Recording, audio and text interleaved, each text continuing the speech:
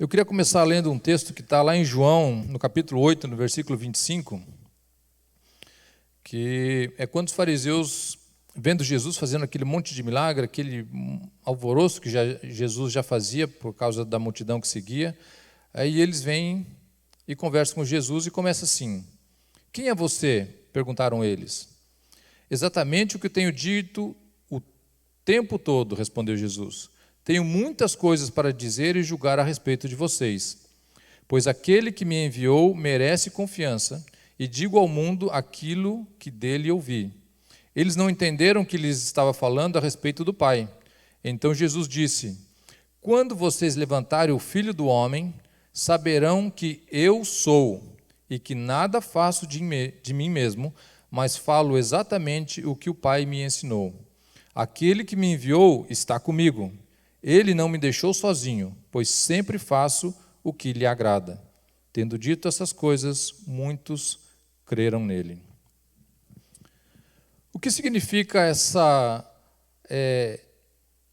esse falar de Jesus com os fariseus, dizendo que ele fazia o que o Pai fazia, o que o Pai falava, de que o Pai estava com ele? Essa multidão que Jesus movia era em função do quê? Nós sabemos que hoje em dia muitas pessoas lutam por causas diferentes, muitas pessoas lutam por uma ideologia, mas será que isso que Jesus deixou para nós era só uma ideologia? Era uma causa simplesmente? O que era isso que é o cristianismo? Se a gente não consegue entender o que foi, ou o que é o cristianismo, e a gente não consegue deixar que isso entre no nosso coração, é difícil entender a verdadeira essência do cristianismo.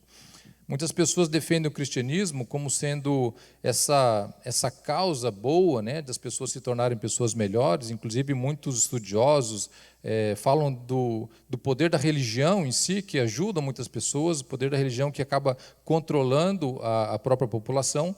Mas será que o cristianismo, a essência do cristianismo é só isso? Só simplesmente uma forma boa da gente levar a vida? Eu creio que é muito mais do que isso. Eu creio que a palavra de Deus, ela quis nos deixar exemplos e nos deixou exemplos para a gente poder entender de que a essência do evangelho, a essência do cristianismo é muito mais do que isso. Se a gente se colocar, fazer uma viagem no tempo e se colocar naquela situação ou naquele tempo em que Jesus vivia, a gente vai entender um pouquinho diferente a forma como que as coisas funcionavam. Os judeus, o povo judeu esperava um libertador. O Império Romano, vocês imaginem o que era o Império Romano, a força que tinha isso, que eles conquistavam. Imagina onde é a Itália hoje, até onde o poder deles se estendeu naquela época, com poder de exércitos, com poder financeiro, com recursos. O Império Romano era uma coisa muito grande. Dentro do Império Romano estava o povo judeu, que eles tinham a liberdade de poder fazer os cultos deles, tinham a liberdade de poder seguir as tradições dele, mas estavam debaixo do jugo do Império Romano. E pelas profecias de Isaías e de várias outras profecias, eles iam receber o quê? Um libertador, um Messias. Eles esperavam por esse Messias. Aí chega Jesus, simples, humilde, mas de repente começa a fazer um trabalho que vai arrastando as pessoas, arrastando a multidão, e onde ele vai andando, vai curando, onde ele vai andando, vai gente sendo ressuscitada, vai cego enxergando, muita coisa acontecendo, e de repente eles começam a se perguntar: será que é ele? Será que não é ele? Mesmo João Batista manda os discípulos dele, pergunta, vê se é ele que a gente está esperando, se vai ser um outro. Todos eles estavam meio confusos: será que é esse mesmo Jesus? Será que é ele que nós estamos esperando? Dentro desse cenário, então, nós vemos e começamos a entender que existia, primeiro, uma dúvida com relação se Jesus era realmente o Messias que eles estavam esperando, ou se Jesus era simplesmente um outro profeta grande que estava ali, ou se era realmente aquilo que eles estavam esperando. Por quê? Porque ele não veio como eles estavam esperando. Eles estavam esperando o quê? Um conquistador, uma pessoa, para poder vencer um império, como era o Império Romano, tinha que ser alguém muito forte. Mas eles começavam a ver que Jesus tinha, de repente, essa capacidade. E uma pessoa específica que viu isso, e eu quero estudar hoje para a gente 4 personagens diferentes e que viram coisas da palavra de Deus de formas diferentes. O primeiro deles, eu queria colocar aqui, foi Judas. Não tem na palavra de Deus especificamente como que foi o chamado de Judas, como nós temos de Pedro, como nós temos de Mateus, como nós temos de vários outros, mas não tem especificamente como foi o chamado de Judas. Mas muitos estudiosos e historiadores acreditam que o texto de Mateus 8:19, que fala de um discípulo anônimo, seria Judas. Eu queria que a gente lesse esse texto lá de Mateus. E aproximando-se dele um escriba, disse-lhe: Mestre, aonde quer que fores, eu te seguirei. E disse-lhe Jesus: As raposas têm covis e as aves do céu têm ninhos, mas o Filho do Homem não tem onde reclinar a cabeça. É engraçado a gente ver isso, porque nós vemos um escriba, era uma pessoa, um mestre da lei, né? Essa pessoa aqui era um mestre da lei, e ele vem e ele se oferece para trabalhar com Jesus. E isso já é uma forma distinta de como acontecia antigamente. Se a gente vê como Jesus agiu com os outros, Jesus que convidava as pessoas, não era eles que se convidavam. Então chega Judas e fala assim: olha, eu sou mestre da lei, eu conheço as coisas e eu vou te dar uma chance e vou trabalhar com você. Estou vendo que você precisa de uma força, tem muita gente querendo que eu vá ajudar, mas eu vou te dar essa chance, eu vou trabalhar com você. Por quê? Ele, desde o começo, ele não conseguia enxergar Jesus, ele enxergava Jesus como um rabi, ou seja, como um professor, como um mestre, uma pessoa muito importante, mas ele não conseguia enxergar a essência de Jesus. Quando Pedro foi chamado, ele estava trabalhando, ele simplesmente largou o que ele estava fazendo e começou a seguir Jesus. Quer dizer que naquele momento ele já entendia quem que era Jesus? Ainda não também.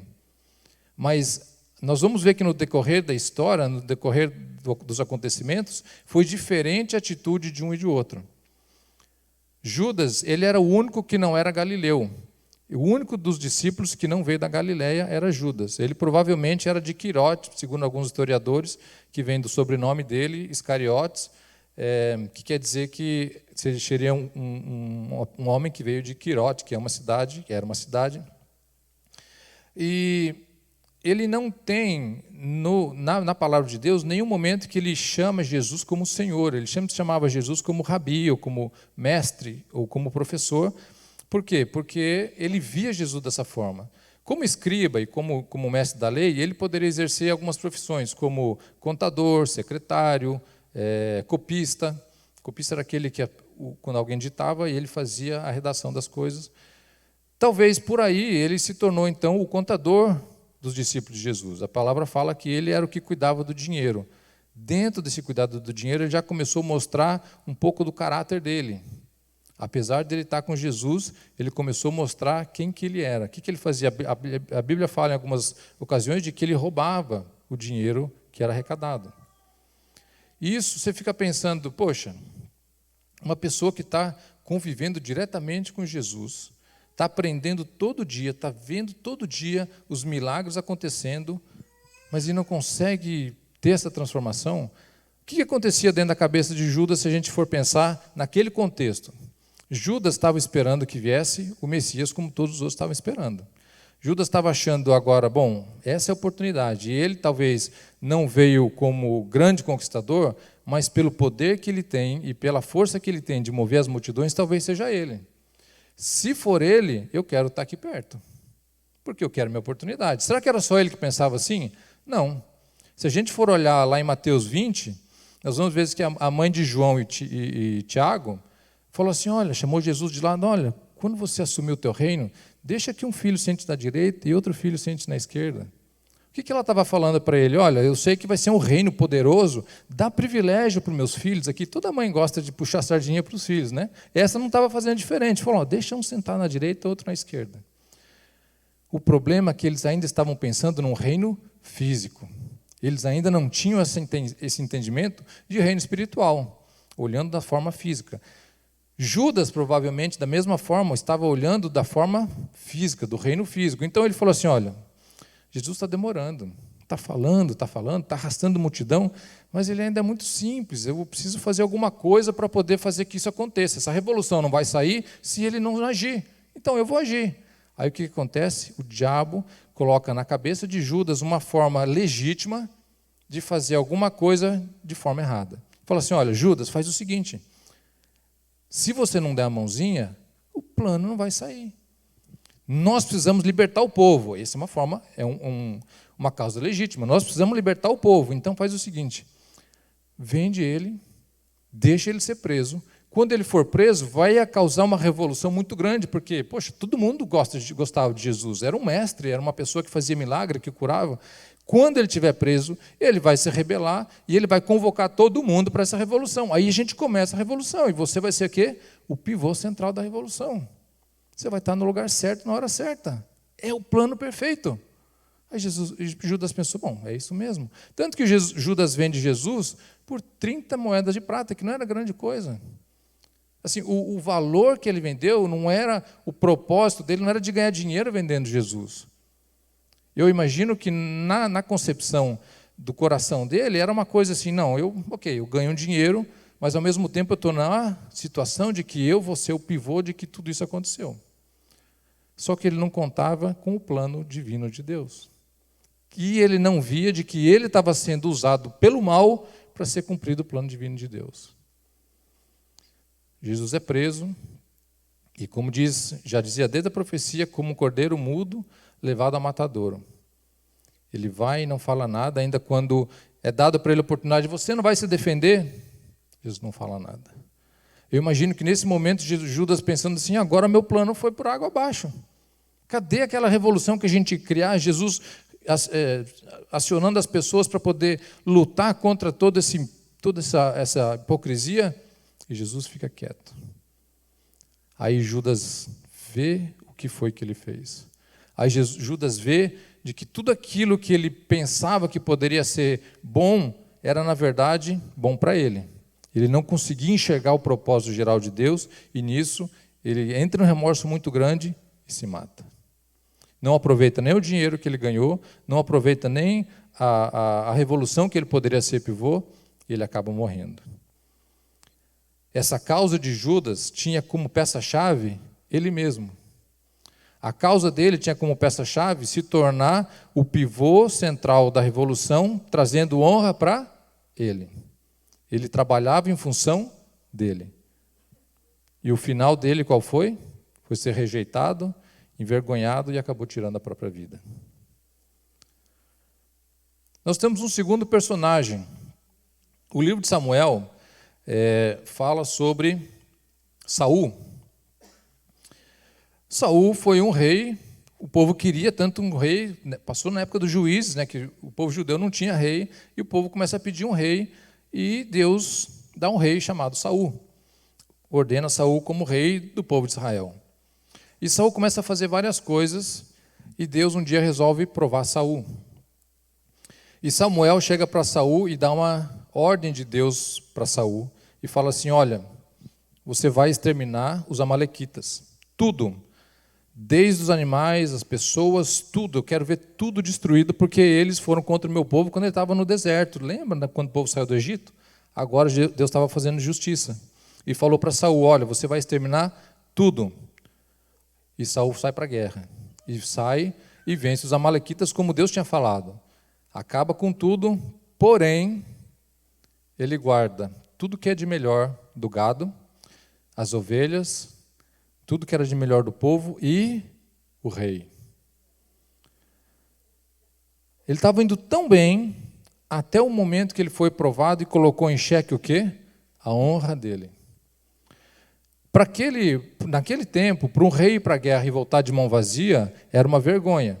Porque você ia para a guerra e você ganhava tudo aquilo que era do teu inimigo. Eles chamavam de despojo. Então vinha tudo que era riqueza, todos os bois, todas as ovelhas, todo o gado, tudo aquilo que tinha valor, o rei trazia para si e voltava aquilo como uma festa. E aquilo ali, quanto mais ele trazia, mais honrado ele era. E agora Deus está falando para ele assim, você vai matar tudo e vai destruir tudo e não vai pegar nada. Aí mexeu com a honra de Saul. Falou, como é que eu vou para a guerra? Vou levar todo mundo para a guerra. E eu falo assim, olha, agora a gente não vai levar nada. Um plano meio complicado, né? Aí Saul fala assim, olha, tá bom, vamos lá, destrói tudo, guarda tudo que é de bom e guarda o rei Agag. Aí vem Deus e fala para Samuel, você vai lá falar com Saul, Porque ele me desobedeceu. E Samuel gostava muito de Saul. E não consegue dormir aquela noite toda e vai lá falar com Saul. Chega lá e Saul já, saldo com a paz do Senhor, aquela coisa toda alegre. Fiz tudo que Deus falou. Aí Samuel fala assim, fez mesmo? Fiz tudinho como Deus falou. Aí Pedro escuta, barulho de sino de vaca. Falou, o que é esse barulho que eu estou ouvindo de sino e ovelha e vaca? Pois é, o povo quis trazer tudo que era de bom, o gado gordo, as ovelhas gordas, para poder oferecer como sacrifício a Deus. Aí Samuel fala assim, mas a ordem de Deus não era de acabar com tudo? Mas a gente quis trazer para oferecer como holocausto a Deus. Bonito, né? É legítimo isso, não? Era um costume, uma tradição oferecer as coisas para Deus. O problema era o quê? A ordem de Deus. Deus falou para trazer alguma coisa? Deus falou para não trazer nada. Eles misturaram a ordem de Deus com o projeto pessoal e falaram, Deus, está aqui, nós trouxemos para você. Mas não, eles trouxeram por quê? Porque Saul teve medo do povo, teve medo do exército dele, porque ele falou assim, olha, se eu não trouxer nada, o povo vai ficar revoltado contra mim, porque foram lá, lutaram de graça e não trouxeram nada de volta. Por causa do medo que ele teve do povo, ele enfiou a vontade dele no meio e falou assim, Deus, eu estou fazendo a tua vontade. Um pouco, deixando um pouquinho de lado. A gente tem que entender que a vontade de Deus não é para ser seguida de pouquinho. A vontade de Deus é para ser seguida no todo. A gente vê nesse texto de Samuel que ele cumpriu a vontade de Deus, até um pedaço. De um pedaço para frente, ele cumpriu a vontade dele.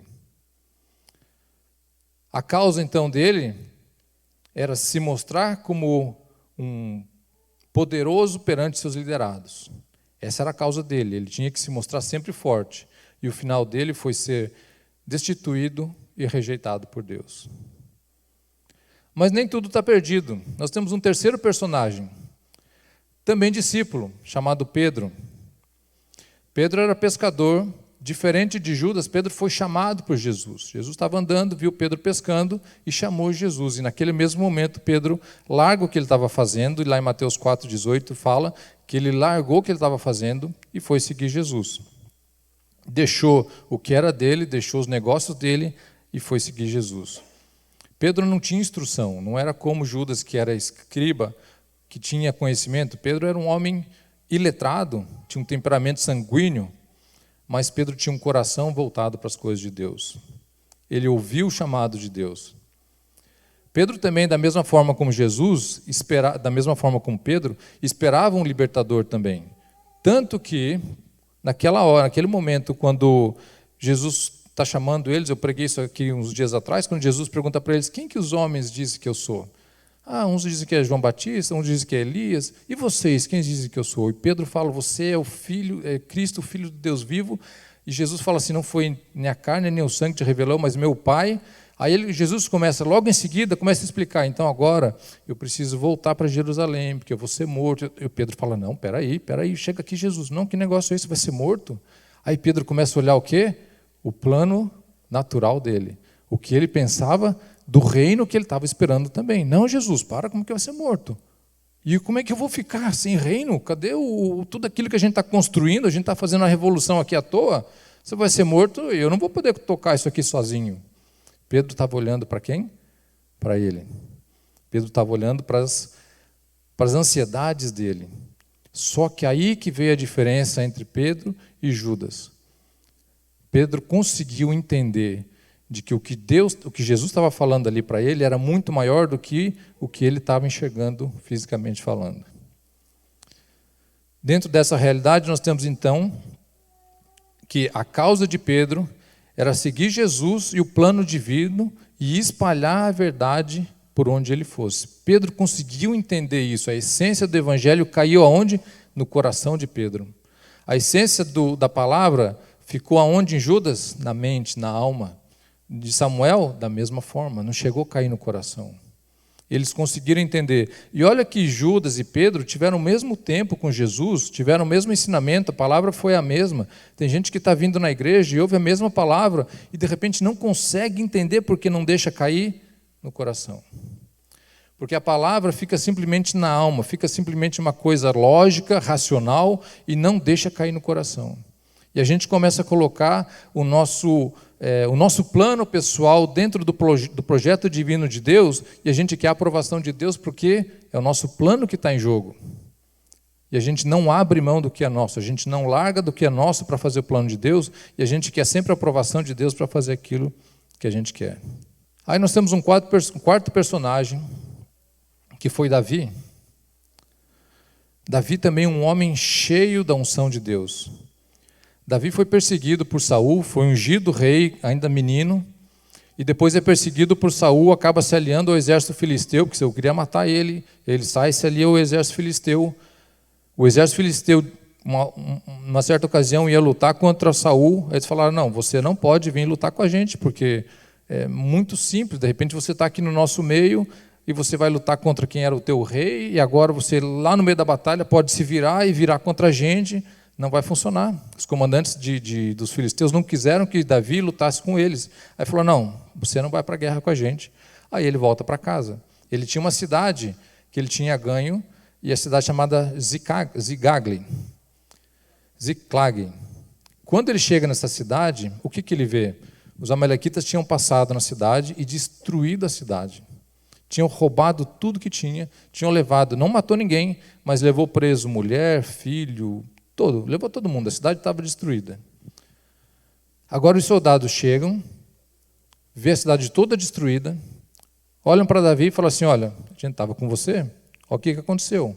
Não ficou ninguém na cidade, olha o que aconteceu, a culpa é sua. Olha o que você fez a gente passar, a gente perdeu tudo. A Bíblia fala que eles choraram tanto amargamente que perderam a força de tão triste que eles ficaram, tão deprimidos que eles ficaram com aquela situação. E a culpa veio quem? Sobre quem? Sobre Davi. Agora entra o que o coração de Davi é diferente. O que Davi fez? Em vez de começar a fazer como o pastor pregou domingo passado, de transferir a responsabilidade, né? Falar, não, mas é por causa disso, é por causa daquele outro, como Saul fez, olha, eu trouxe porque o povo quis, né? A transferência de responsabilidade, ele assumiu a responsabilidade e fez o quê? Foi orar. Foi orar e buscar em Deus o que ele deveria fazer. Ele foi consultar a Deus naquele momento de angústia que ele estava, foi consultar a Deus, e agora, Deus, o que eu tenho que fazer? Olha o que está acontecendo aqui, olha o desespero que nós estamos passando, o que eu tenho que fazer? Aí Deus fala para ele, você pode então perseguir eles, os amalequitas, e falou, se eu perseguir, eu vou ser vitorioso? Você vai ser vitorioso.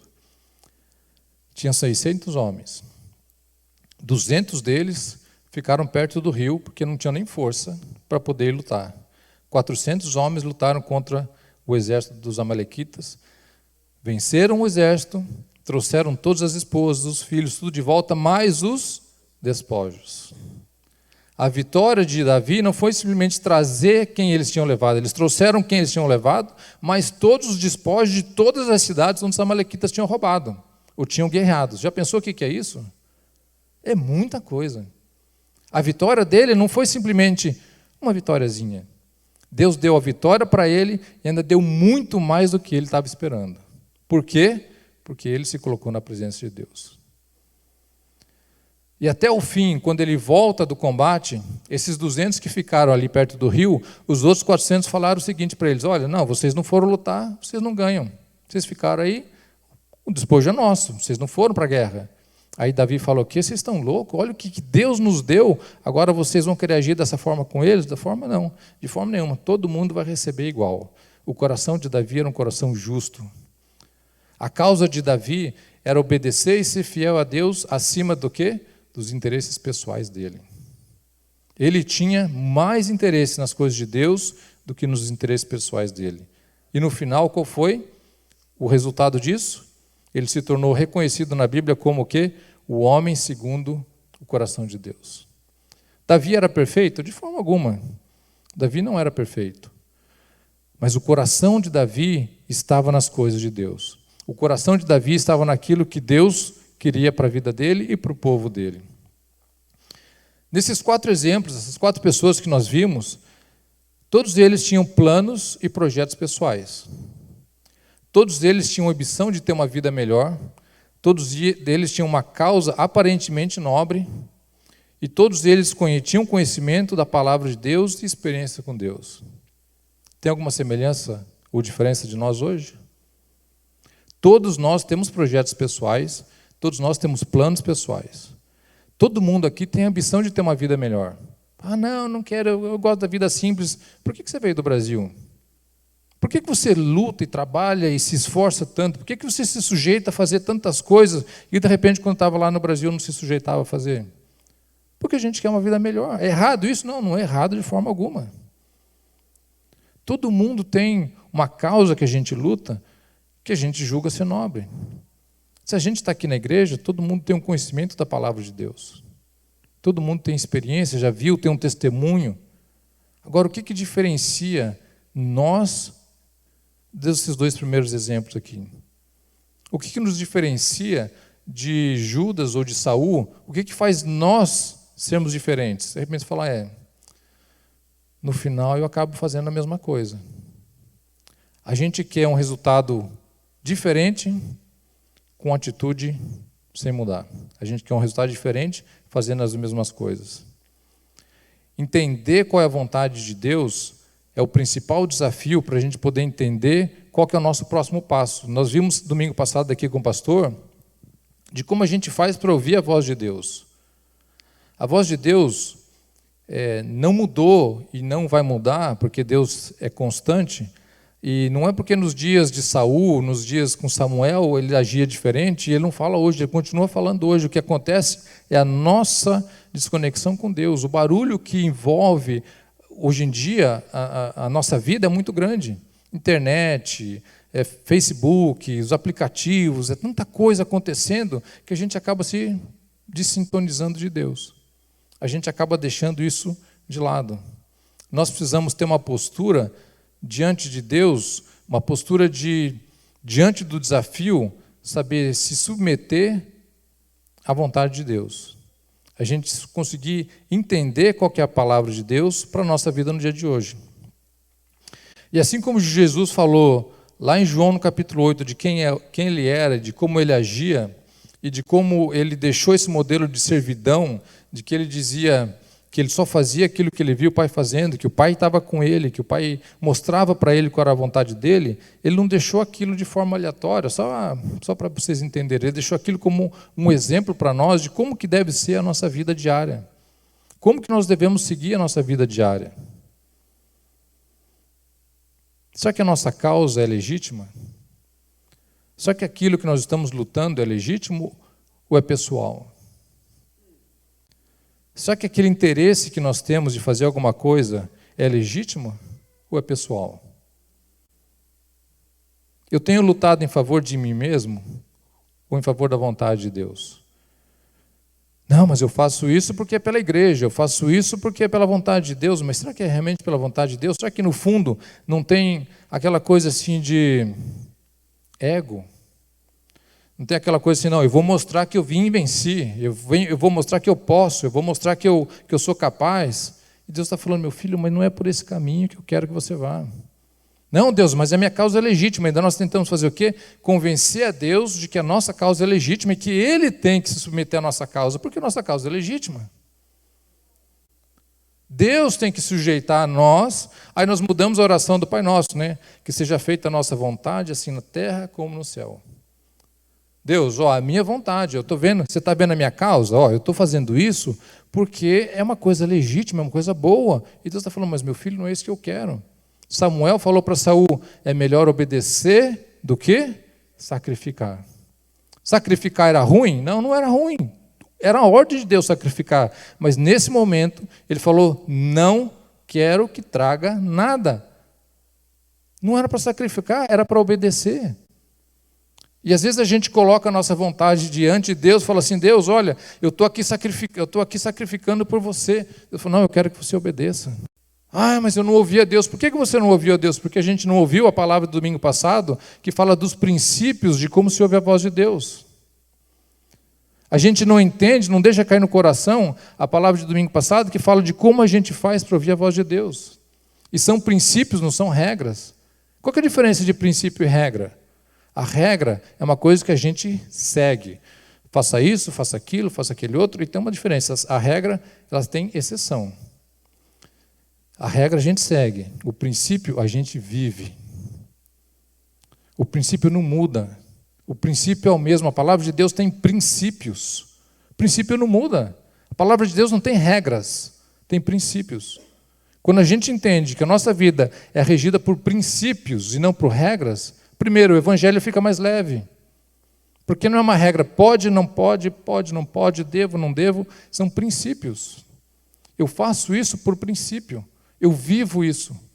Eu não sigo isso por causa de sim, ou por não, ou porque o pastor está me olhando, porque alguém vai falar alguma coisa. Eu vivo isso porque faz parte da minha vida. Nós temos que entender, então, que a nossa decisão tem que ser assim como foi feita a decisão de Davi. Senhor, na tua presença, Pai, eu coloco a minha dúvida, eu coloco a minha decisão. Todos nós temos planos grandes, e eu acho que a gente deve sonhar, que eu acho que quando o homem não sonha, quando a pessoa não sonha, ela acaba desanimando da vida. Agora, dentro dos nossos sonhos, nós temos que ter a motivação certa. Dentro dos nossos sonhos, nós temos que ter o propósito certo. O propósito certo vem dos princípios da palavra de Deus. Muitas coisas podem nos levar a buscarmos as coisas erradas, ou princípios, ou causas erradas, como, por exemplo, o medo do que os outros vão falar. E se falarem isso de mim?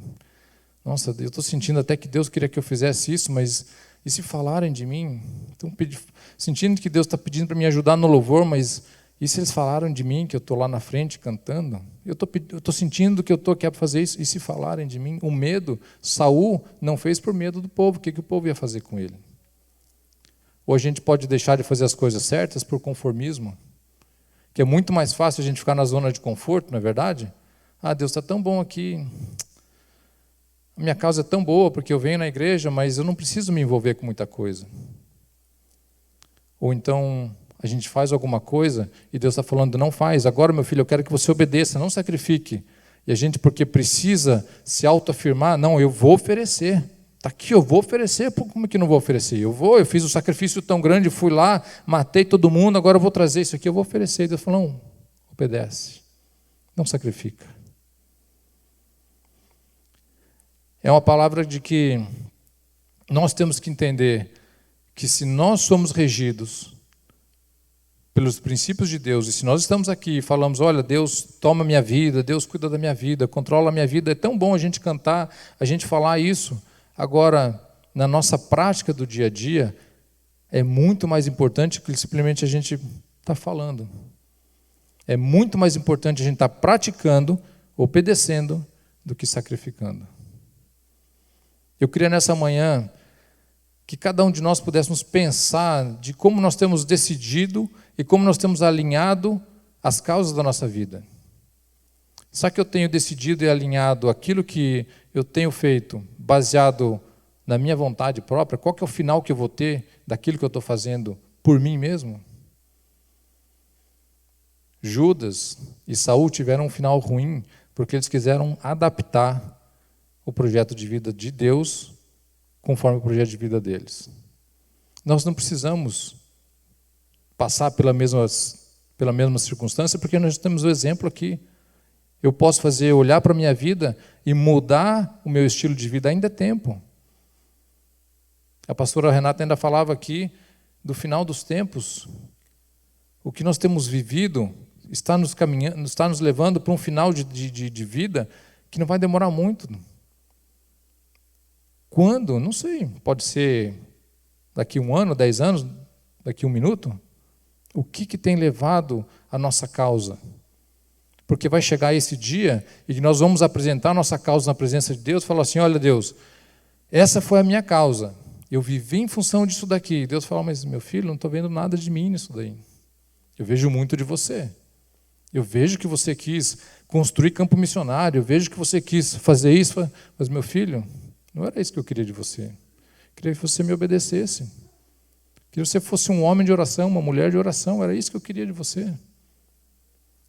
E a gente está querendo muito sem buscar a Deus o que Ele quer. Eu queria encerrar nesse momento colocando uma pergunta. Que você pensasse, você refletisse, e você analisasse como tem sido a sua vida. A causa que tem guiado a sua vida, ela é legítima? A causa que tem motivado o teu caminhar é legítima? E quando eu digo legítimo, uma coisa só tem legitimidade na presença de Deus se ela vier de Deus. A causa que tem motivado você, ela tem vindo de Deus ou de dentro de você? Isso é uma coisa que, quando Deus me deu essa palavra, me fez pensar e me fez refletir de todo o esforço que eu faço na minha vida diária, no meu trabalho. Eu falei, Deus, qual que é o motivo de eu estar aqui? Qual que é a minha causa?